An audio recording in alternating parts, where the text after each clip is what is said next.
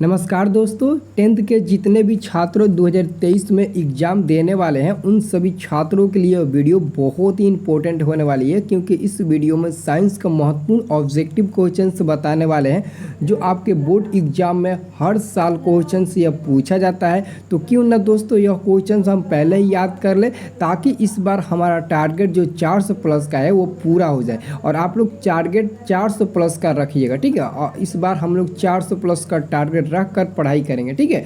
तो चलिए हम लोग वीडियो को स्टार्ट करते हैं, ठीक है। तो आप लोग एक एक क्वेश्चंस को एकदम याद कर लीजिएगा, ठीक है।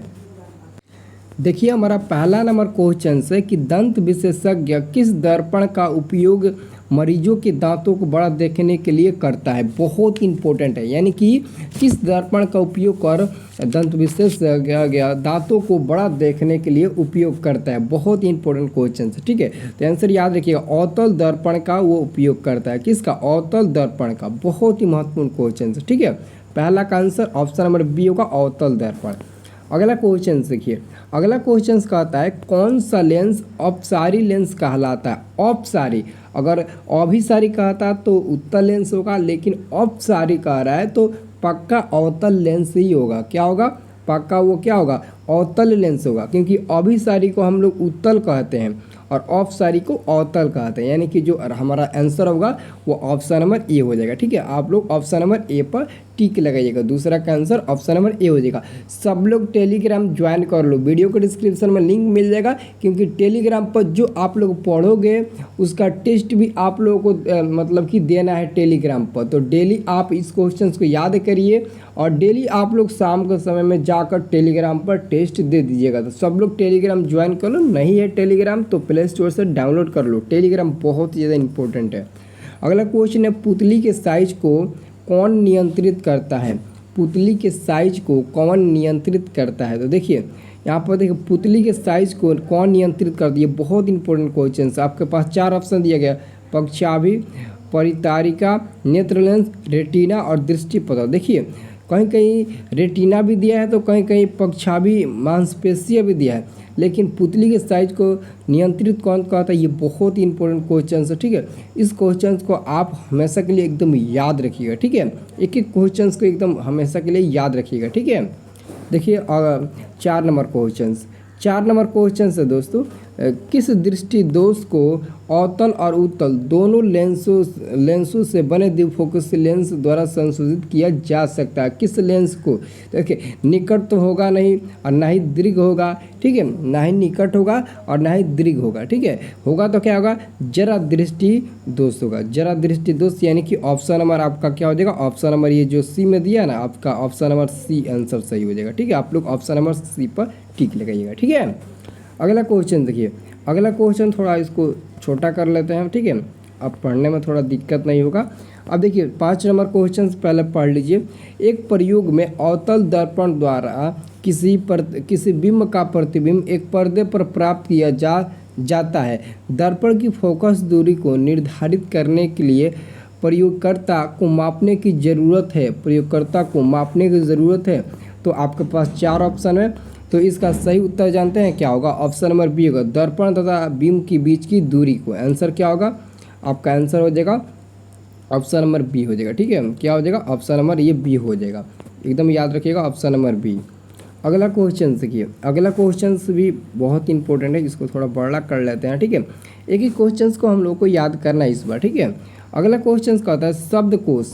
क्या कह रहा है? शब्दकोश के छोटे अक्षरों को पढ़ने के लिए आप किस लेंस का उपयोग करना पसंद करेंगे। यानी कि जब आप बूढ़े हो जाएंगे या फिर आपके घर में बुज़ुर्ग कोई होगा, वो एक बार पढ़ता होगा, खबर पढ़ता होगा, तो छोटे छोटे जो अक्षर होते हैं उसको पढ़ने के लिए देखिएगा वो अक्सर क्या करता है, वो चश्मे का प्रयोग करता है। तो उसमें कौन सा लेंस पाया जाता है, यही क्वेश्चन आपसे पूछा जा रहा है कि कौन सा लेंस छोटे शब्द को पढ़ने के लिए कौन सा लेंस का उपयोग किया जाता है, ठीक है।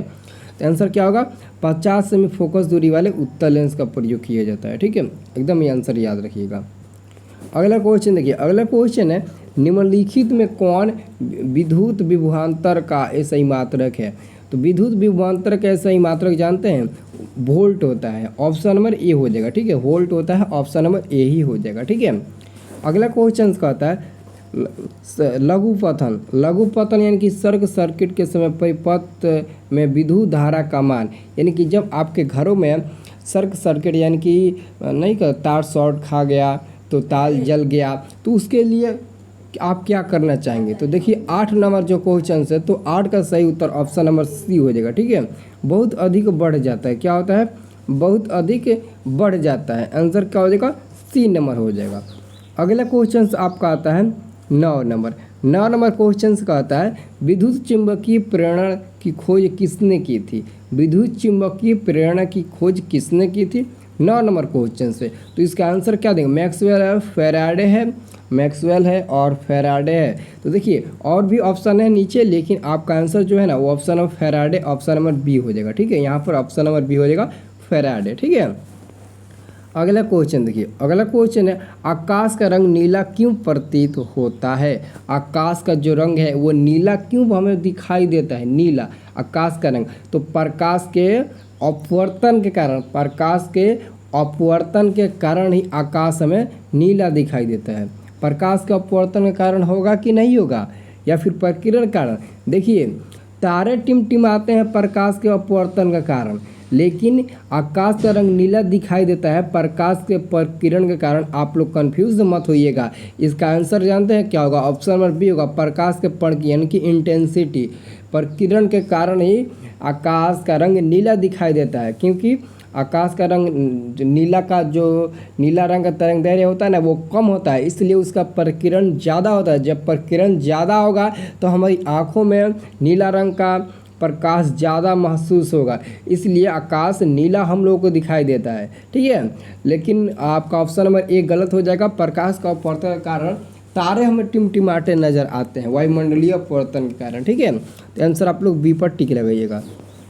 अगला क्वेश्चन से सामान्य नेत्र अधिकतम कितनी दूरी तक वस्तुओं को स्पष्ट देख सकता है। एक सामान्य व्यक्ति अधिकतम कितनी दूरियों को स्पष्ट रूप से देख सकता है, तो अनंत दूरियां देख सकता है, वो तो अनंत दूरियां देख सकते हैं। अगर आपका आँख स्वस्थ है तो आप नियमित रूप से अनेक दूरियां देख सकते हैं। ठीक है, अगला क्वेश्चन देखिए, लेंस की क्षमता का सही मात्रक। देखिए लेंस की क्षमता का सही मात्रक क्या होता है, यहाँ पर बहुत इंपॉर्टेंट क्वेश्चन आ गया, इसको अच्छे से समझना है। ठीक है, लेंस की क्षमता का सही मात्रक आ रहा है, तो लेंस की क्षमता का सही मात्रक डाईऑप्टर होता है, जिसको हम डी से भी सूचित करते हैं और कभी कभी हिंदी में भी लिख देता है डाईऑप्टर, डाईऑप्टर ऐसे डाईऑप्टर ऐसे लिख देता है हिंदी में भी।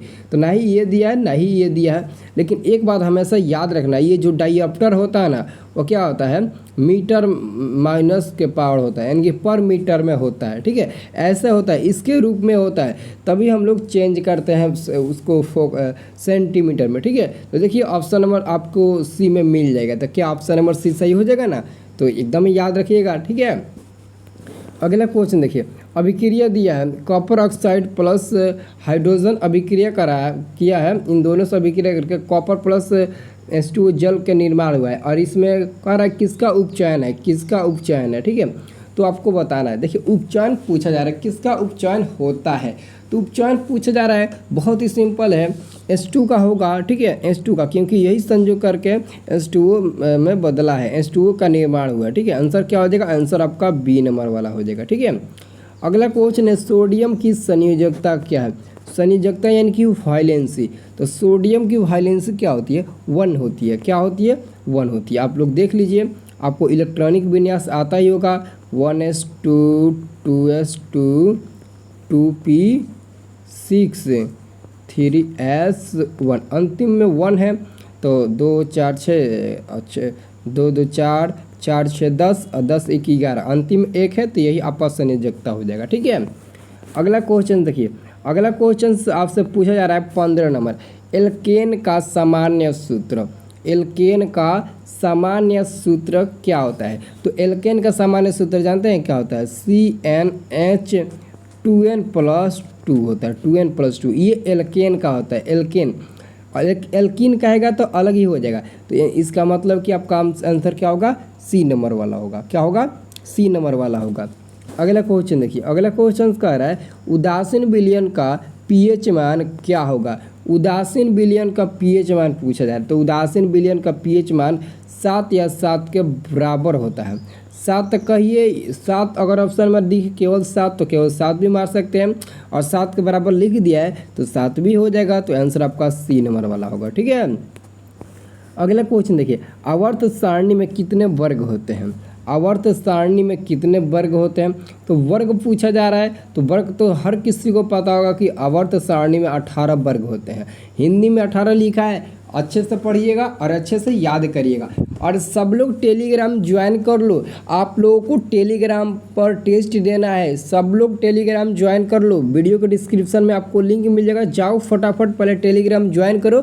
और जो क्वेश्चंस आप पहले पढ़ोगे उसका आपको टेस्ट भी देना है टेलीग्राम पर। ठीक है, और देखेंगे किसका कितना नंबर आ रहा है। ठीक है, सब लोगों को देखेंगे।